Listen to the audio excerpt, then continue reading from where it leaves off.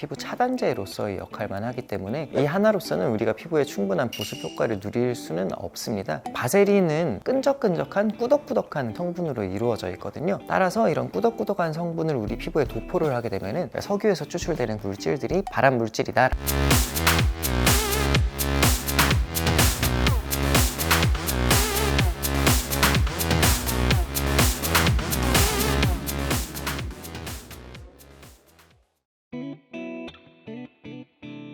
바세린에 대해서 이야기하기 전에 우리가 먼저 알아야 되는 개념이 있는데 보습제라는 개념이에요. 바세린을 사용하게 되면 피부에서 보습제로 사용을 하게 되는데 그 보습제에는 총 4가지 종류가 있거든요. 첫 번째가 습윤제, 두 번째가 피부 차단제, 세 번째가 연화제, 피부 장벽 대체제, 이렇게 총 4가지가 있는데 바세린은 그 중에서 차단제에 속하는 제품입니다.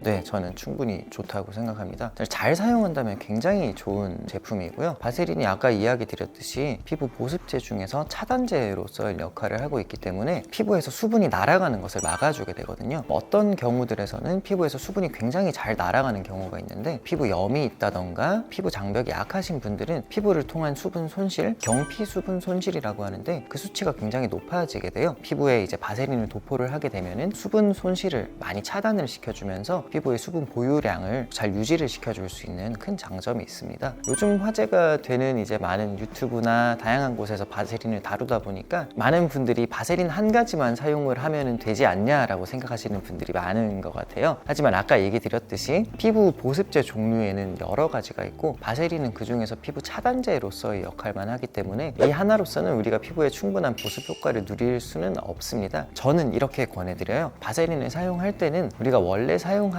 수분 크림이나 재생 크림과 같이 사용을 하면서 피부를 통한 수분 손실을 좀 더 줄여주는 효과를 극대화시키는 방향으로 사용하시는 것을 추천을 드리고요. 바세린 단독만으로 사용하는 것은 별로 권해드리고 있지는 않습니다.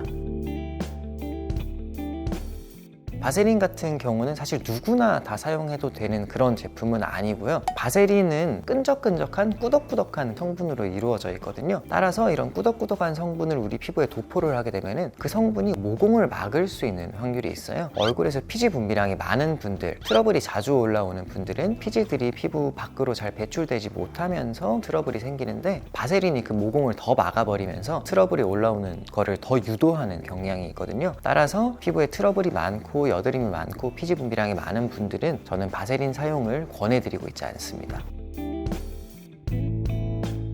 주름 같은 경우는 여러 종류가 있는데 깊은 주름이 있고요. 그 다음에 잔주름이 있는데 깊은 주름 같은 경우는 우리가 종이를 계속 접다 보면은 자국이 생기는 것처럼 우리 얼굴도 계속 표정을 짓다 보면은 그 자국대로 이제 피부가 접혀서 깊은 주름이 생기게 되는데 그런 깊은 주름은 바세린을 아무리 사용해도 효과를 보실 수는 없고요. 하지만 잔주름 같은 경우는 바세린을 사용했을 때 효과를 보실 수도 있는데 잔주름이 잘 생기는 원인이 피부가 점점 얇아지고 피부가 건조해지면서 피부의 수분 함량이 줄어들면서 잔주름이 조금 더 잘 생기게 되는데요. 바세린을 사용해 주게 되면은 피부 안에 있는 수분 손실이 줄어들면서 피부 보습도를 올려주면서 잔주름이 좀 더 생기는 것을 방지해주는 그런 효과는 보실 수가 있습니다.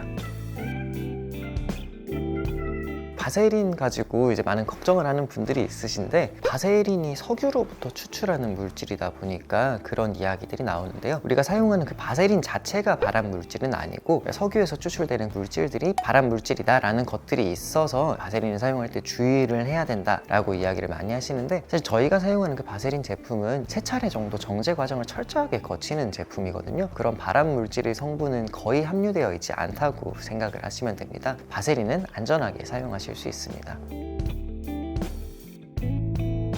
저는 사실 그 방법은 절대 사용하지 말라고 권해드리고 싶고요. 바세린이 지용성 성분인 건 맞습니다. 피지도 지용성 성분이기 때문에 지용성 성분이 서로를 어느 정도 녹여줄 수 있는 건 맞는데 그렇게 사용을 했을 때 바세린은 물에 정말 잘 닦이지가 않거든요. 바세린을 사용해서 우리 피지를 녹인다고 사용을 했는데 도리어 그 바세린 자체가 씻겨 나가지 않으면서 피부의 모공을 더 막을 확률이 크거든요. 그런 사용은 절대 권해드리지는 않고 그런 식으로 피지를 녹이는 방향으로 지용성 성분을 사용을 하려면은 클렌징 오일 같이 충분히 물에 잘 닦여 나가고 씻겨 나가는 성분들이 있기 때문에 바세린 말고 클렌징 오일 가지고 코에 있는 피지를 녹여주는 것을 저는 추천을 드립니다.